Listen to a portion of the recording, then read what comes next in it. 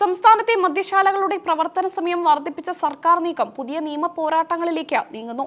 ബാറുകളുടെ സമയം കൂട്ടിയതിനെതിരെ CITU സമർപ്പിച്ച ഹർജിയിൽ സംസ്ഥാന സർക്കാരിനോട് ഹൈക്കോടതി വിശദീകരണം തേടിയിരിക്കുകയാണ്. വരും ദിവസങ്ങളിൽ രാഷ്ട്രീയമായും നിയമപരമായും ഈ വിഷയം വലിയ ചർച്ചകൾക്ക് വഴിമരുന്നിടുമെന്ന് ഉറപ്പായി കഴിഞ്ഞു. ചീഫ് ജസ്റ്റിസ് അധ്യക്ഷനായ ഡിവിഷൻ ബെഞ്ചാണ് ഈ സുപ്രധാന ഹർജി പരിഗണിച്ചത്. രണ്ടാഴ്ചയ്ക്കകം സർക്കാർ തങ്ങളുടെ നിലപാട് സത്യവാങ്മൂലമായി സമർപ്പിക്കണമെന്ന് കോടതി കർശന നിർദ്ദേശം നൽകി. കേസ് അടുത്ത മാർച്ച് 12-ന് വീണ്ടും പരിഗണിക്കുന്നതിനായി മാറ്റിയിട്ടുണ്ട്. ഏറ്റവും ശ്രദ്ധേയമായ കാര്യം, സർക്കാർ തീരുമാനത്തിനെതിരെ രംഗത്ത് വന്നിരിക്കുന്നത് ഭരണകക്ഷിയായ CPM-ന്റെ പോഷക സംഘടനയായ CITU ആണ് എന്നതാണ്.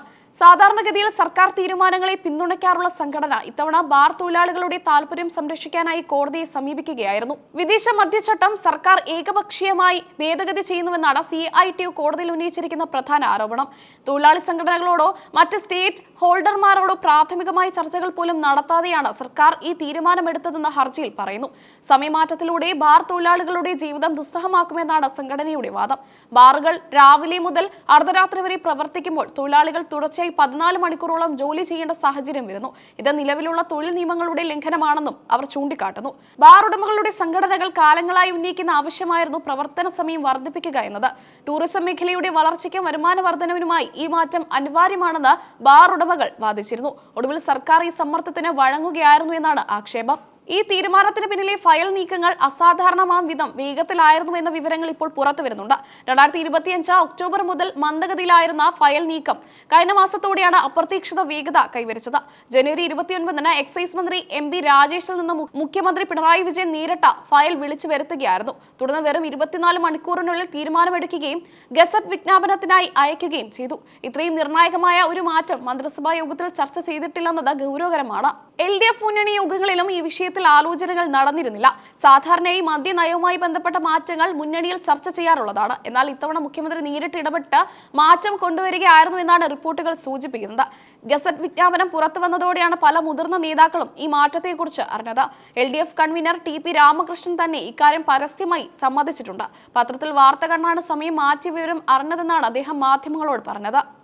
എങ്കിലും സർക്കാരിനെ പ്രതിസന്ധിയിലാക്കാൻ രാമകൃഷ്ണൻ തയ്യാറായില്ല. തീരുമാനത്തിൽ തെറ്റില്ലെന്നും വിനോദസഞ്ചാരികളുടെ എണ്ണം വർദ്ധിക്കുന്ന സാഹചര്യത്തിൽ ഇത്തരം പ്രായോഗിക മാറ്റങ്ങൾ അനിവാര്യമാണെന്നുമാണ് അദ്ദേഹം പ്രതികരിച്ചത്. പ്രശ്നങ്ങൾ ഉണ്ടെങ്കിൽ സർക്കാർ തലത്തിൽ പരിഹരിക്കുമെന്നും അദ്ദേഹം കൂട്ടിച്ചേർത്തു. ടൂറിസം സീസണുകളിൽ സഞ്ചാരികൾക്ക് സൗകര്യമൊരുക്കുന്നതിന് ബാറുകൾ കൂടുതൽ സമയം പ്രവർത്തിക്കേണ്ടതുണ്ടെന്ന വാദം ടൂറിസം വകുപ്പ് നേരത്തെ തന്നെ മുന്നോട്ട് വെച്ചിരുന്നു. വരുമാനം വർദ്ധിപ്പിക്കുക എന്നതിനൊപ്പം വിദേശ സഞ്ചാരികളെ ആകർഷിക്കാനും ഇത് സഹായിക്കുമെന്നാണ് സർക്കാർ കണക്ക് കൂട്ടുന്നത്. എന്നാൽ ഇതിന് ബലിയാടാകുന്നത് ബാറിലെ സാധാരണ തൊഴിലാളികളാണെന്നതാണ് CITU-ന്റെ നിലപാട്. ഷിഫ്റ്റ് സമ്പ്രദായം നടപ്പിലാക്കാതെ സമയം കൂട്ടുന്നത് തൊഴിലാളികളെ ചൂഷണം ചെയ്യുന്നതിന് തുല്യമാണെന്ന് സംഘടന ആരോപിക്കുന്നു. സംസ്ഥാനത്തെ മദ്യശാലകളുടെ പ്രവർത്തനം നിയന്ത്രിക്കുന്ന വിദേശമദ്യ നിയമത്തിലെ ഭേദഗതികളാണ് ഇപ്പോൾ ചോദ്യം ചെയ്യപ്പെട്ടിരിക്കുന്നത്. കോടതി ഈ കേസിൽ ഇടപെടുന്നത് സർക്കാരിന് വലിയ തിരിച്ചടിയായേക്കാം. സർക്കാർ നൽകുന്ന മറുപടി കോടതിക്ക് തൃപ്തികരമല്ലെങ്കിൽ വിജ്ഞാപനം സ്റ്റേ ചെയ്യാനുള്ള സാധ്യതയുണ്ട്. അനധികൃത മദ്യ കച്ചവടം തടയാനും കൃത്യമായ ലൈസൻസുള്ള സ്ഥാപനങ്ങൾ വഴി മദ്യം വിതരണം ചെയ്യാനും സമയം കൂട്ടുന്നത് സഹായിക്കുമെന്ന് ഒരു വിഭാഗം എക്സൈസ് ഉദ്യോഗസ്ഥരും കരുതുന്നു. എന്നാൽ ഇത് പൊതുജനാരോഗ്യത്തെയും സാമൂഹിക അന്തരീക്ഷത്തെയും ബാധിക്കുമെന്ന് മദ്യവിരുദ്ധ സംഘടനകൾ മുന്നറിയിപ്പ് നൽകുന്നു. മുഖ്യമന്ത്രിയുടെ നേരിട്ടുള്ള ഇടപെടൽ വഴി ഇത്ര വേഗത്തിൽ ഒരു ഫയൽ തീർപ്പാക്കിയത് എന്തിനാണെന്ന ചോദ്യത്തിന് പ്രതിപക്ഷം ഇതിനോടകം തന്നെ മൂർച്ച കൂട്ടിയിട്ടുണ്ട്. മാർച്ച് 12-ന് കോടതി ഹർജി വീണ്ടും പരിഗണിക്കുമ്പോൾ സർക്കാരിന് ശക്തമായ വാദങ്ങൾ നിരത്തേണ്ടി വരും. തൊഴിലാളികളുടെ ജോലി സമയം ക്ലിപ്തപ്പെടുത്തുന്നതിനും ചൂഷണം ഒഴിവാക്കുന്നതിനും സർക്കാർ എന്ത് നടപടി എടുക്കുമെന്നതായിരിക്കും കോടതി പ്രധാനമായും ചോദിക്കുക. ഭരണകക്ഷിയും അതിന്റെ തന്നെ തൊഴിലാളി സംഘടനയും കോടതിയിൽ മുഖാമുഖം നിൽക്കുന്ന അപൂർവ കാഴ്ചയ്ക്കാണ് കേരളം സാക്ഷ്യം വഹിക്കുന്നത്. സർക്കാരിന്റെ മറുപടിയും കോടതിയുടെ തുടർന്നുള്ള നിരീക്ഷണങ്ങളും കേരളത്തിലെ മദ്യനയത്തിന്റെ ഭാവി നിശ്ചയിക്കുന്നതിൽ നിർണായകമാകും.